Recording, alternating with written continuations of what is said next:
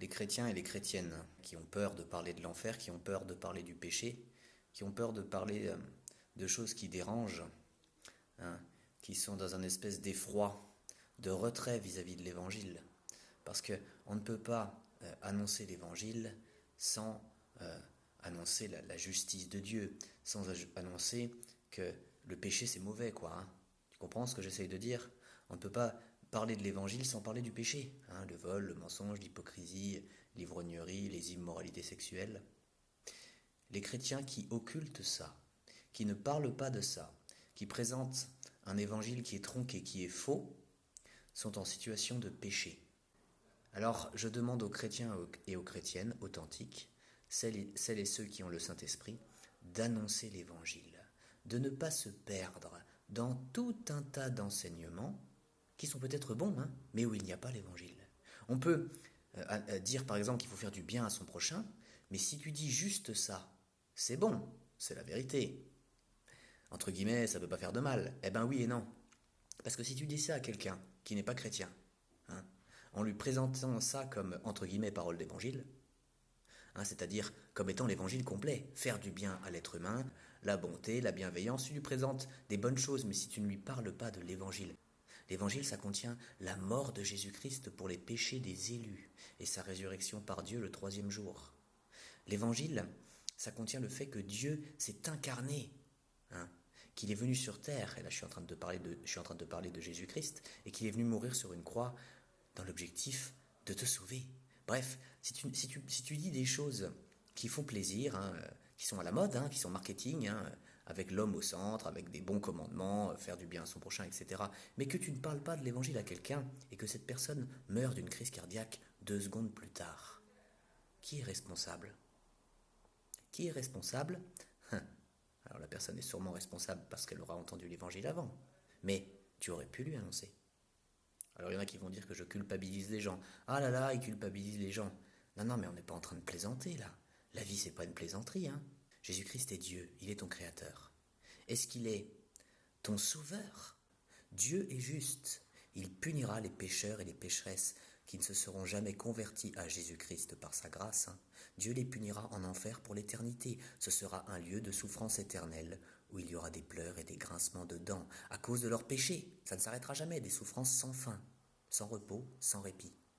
Il y a ça, ou alors il y a une vie qui obéit à l'Évangile, une vie soumise à Dieu, une vie à la gloire de Dieu, une vie centrée sur Dieu. Le sens de la vie, c'est de vivre pour la gloire de Dieu. Il y a cette vie pour Dieu, et cette vie qui se prolongera, d'une certaine manière, hein, pour les élus de Dieu, au paradis, là où il n'y aura plus jamais aucune souffrance. Et là-bas aussi, hein, ils vivront toujours pour la gloire de Dieu. Il y a une vie centrée sur l'être humain avec les valeurs de ce monde, les fausses valeurs de ce monde, une vie pleine de débauche, d'occultisme, de péché en fait. Ou alors il y a une vie de repentance, de foi, d'amour. Est-ce que le chrétien ne pêche plus? Eh bien, ça peut lui arriver de repêcher, et pas des poissons. Hein.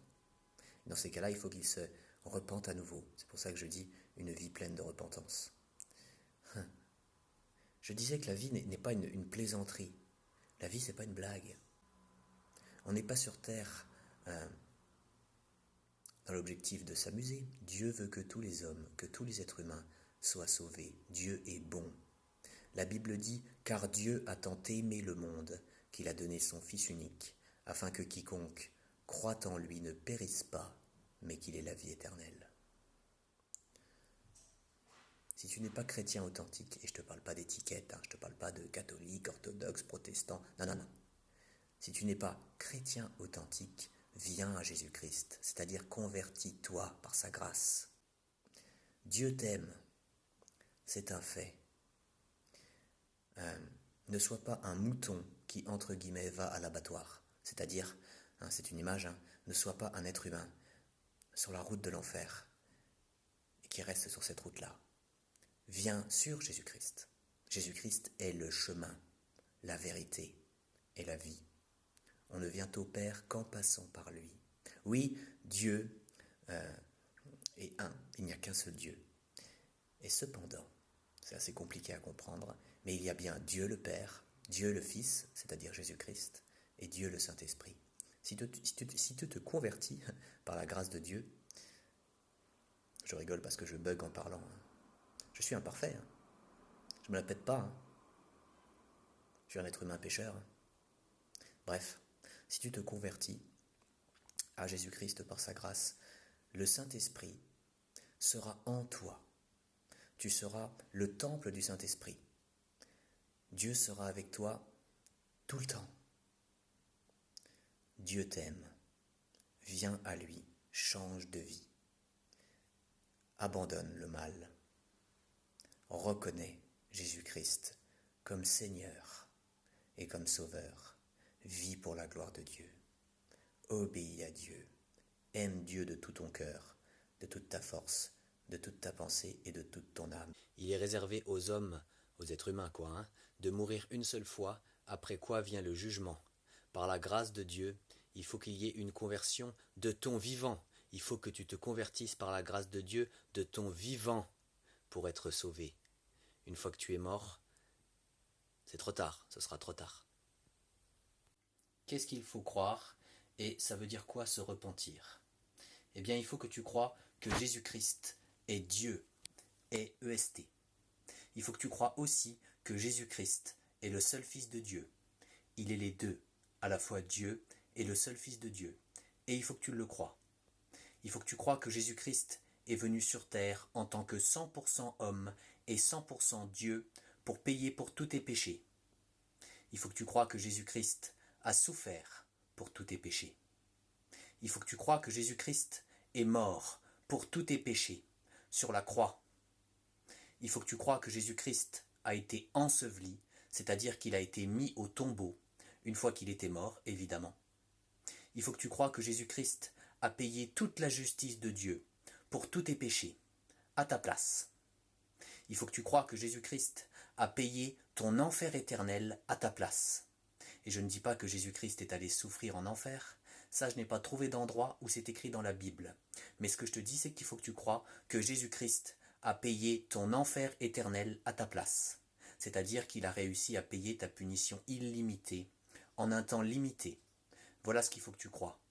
Et il faut que tu crois que Dieu a ressuscité Jésus-Christ au 3e jour, et que Jésus-Christ est vivant pour toujours, que Jésus-Christ est victorieux sur la mort, sur le monde, sur le diable, sur le péché, que c'est bien Dieu qui a ressuscité Jésus-Christ au 3e jour, et que Jésus-Christ est vivant pour toujours. Voilà pour la foi. Et si tu as accepté de croire tout ce que je viens d'expliquer là, alors la deuxième chose qu'il faut que tu pratiques, la deuxième chose qu'il faut que tu fasses, c'est une vraie repentance, sincère, authentique. Ça veut dire quoi? Ça veut dire qu'il faut que tu prennes un temps et que tu parles à Dieu directement en le priant. Et il faut que tu lui dises combien tu regrettes de lui avoir fait du mal par tes péchés. Il faut que tu t'engages devant Dieu à ne plus recommencer à pratiquer le péché sous n'importe laquelle de ses formes. Et il faut que tu cites tes fautes, tes péchés à Dieu, et il faut que tu lui demandes pardon. Alors arrête cette vidéo maintenant et pratique cette repentance. Et si tu es chrétien authentique, je te demande de partager cette vidéo.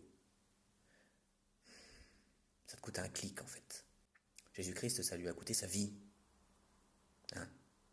Pour venir te proposer le salut. Toi, ce que tu as à faire maintenant, c'est de le servir. Et ça peut passer par ce clic en fait. Tu cliques, tu partages. Tu peux l'envoyer à 15 personnes à chaque fois là. Tac, tac, tac, tac, t'envoies ça à tout le monde. Si t'es chrétien authentique, évidemment. Gloire à Dieu.